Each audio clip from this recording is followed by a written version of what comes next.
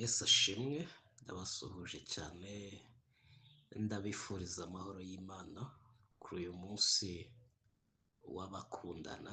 Gukundana ni ikimenyetso Imana yatanze.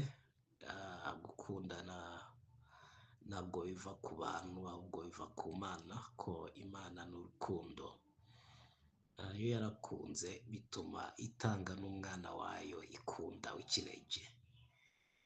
Uyu munsi rero ni umunsi wo kwerekana urukundo. Ku rukundo ni ibikorwa, ntabwo urukundo ari amagambo, ntabwo urukundo rugaragara kuko wabwiye umuntu ngo ndagukunda. Niyo mpamvu nababwira ngo niba mukundana mufite kandi ubuzima bw'Imana muri mwe, hari agace k'Imana kari muri mwebwe, kuko niyo yonyine ifite ubuzima bwitwa urukundo. Urukundo rero hari ikintu rwazanye. Urukundo rwazanye Kristo nk'impano. Ni ukuvuga ngo kuba ufite urukundo, gukunda bitera gutanga. Imana yarakunze hanyuma bitera gukunda. Ko impamvu tumenya ko Imana ari urukundo ni uko yatanze. Yohana 3:16 haravuga ngo kuko Imana yakunze abari mu isi cyane byatumye itanga umwana wayo w'ikinege, kugira ngo umwizera wese atarimbuka ahubwo ahabwe ubugingo buhoraho. Iyo ushatse kuvuga iki? Bishatse kuvuga ngo ni isomo rikomeye cyane ku muntu uvuga ngo ndakunda. Niba ukunda uzatanga, kuko gukunda bitera gutanga.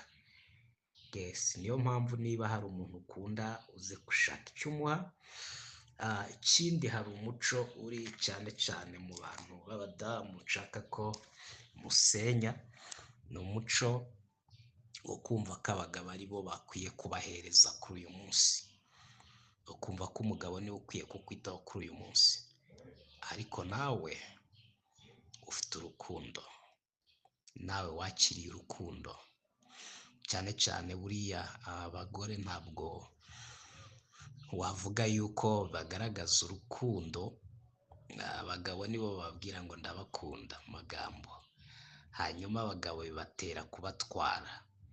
Iyo umugabo rero akubwiye ngo ndagukunda ahita akurikizaho icyo kugutwara. Bivuge ngo kugukunda bituma kugira umugore. Hanyuma rero nawe icyo ukora wakira rwa rukundo. Hanyuma iyo umaze kurwakira rero nawe urarumusubiza. Ariyo mpamvu umubwira ngo ndabyemeye, nanjye nkubereye umugore. Rero natwe Imana yaradukunze irangije iduha Kristo, hanyuma natwe nibwo twatangiye kuyikunda. Mu byanditswe hagaragaza ngo dukunda Imana kuko yabanje kudukunda. Dukunda Imana kuko yabanje kudukunda. Bivuge ko natwe turi nk'abagore. Dukunda, abagore bakunda abagabo kuko abagabo babanje kubakunda. Natwe rero dukunda Imana nyuma y'uko twakira urukundo rwayo yaduhaye mbere. Buriya umuntu utarakira urukundo rw'Imana ntabwo yavuga ngo nkunda Imana, ngo Imana ivuge ko ayikunda. Ntibishoboka. Yaba yakuye hehe urukundo ari busubize Imana se yarumuhaye? Rero buriya umuntu wese wakiriye Kristo yakiriye urukundo rw'Imana. Ariko umuntu utarakira Kristo ntabwo arakira urukundo rw'Imana. Nimvuga kwakira Kristo unyumve neza, ni ukwakira ko yamukoreye igikorwa cyo kumukuraho ibyaha. Umuntu wese uvuga ngo nakiriye Kristo agomba kuba atiyiziho icyaha na kimwe. Aho ni naho Imana ikonfirima ngo yakiriye urukundo rwanjye.